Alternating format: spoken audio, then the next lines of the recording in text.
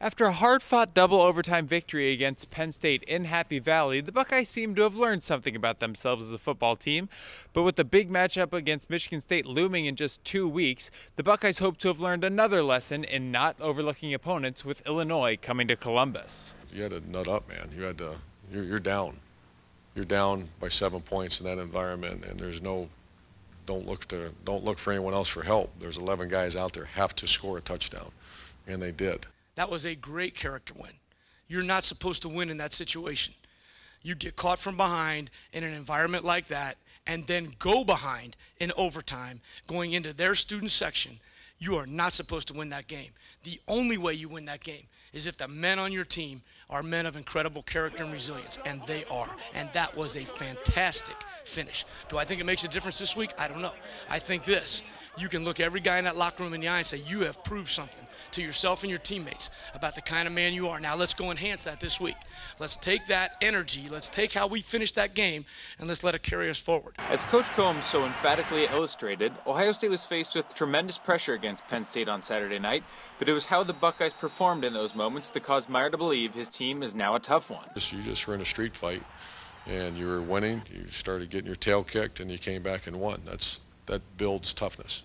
One of those moments was Penn State's final drive in regulation, during which Christian Hackenberg and the Penn State offense made their way into the Ohio State red zone, looking to score the go-ahead touchdown as time expired.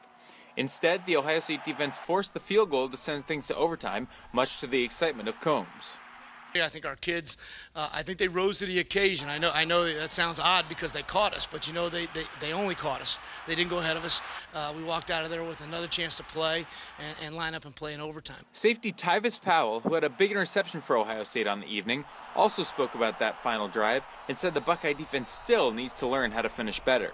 That last drive, what it helped me understand is that one thing that we struggle with for the past couple games is finishing the game, and we need to really fix that problem, because once we get deeper into the season, then that's going to be like a big deal to finish games. So that's one thing that it kind of frustrates me, because I mean that's the thing that I was telling them, we need to finish this game, and for them to get down there on the last drive like that, it kind of upsetted me.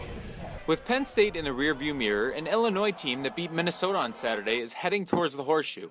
And despite the many reasons that could result in the Buckeyes overlooking the Illini, that doesn't seem to be the case from the team themselves. No. You take every game seriously, because when you think you just gonna go in there and just slap somebody, that's when you in a fight.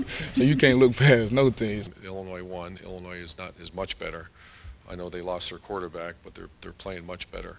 I just spent all morning watching their defense, and they're much better than a year ago on defense. I think our kids will be focused. It's 8 o'clock. It's in the shoe.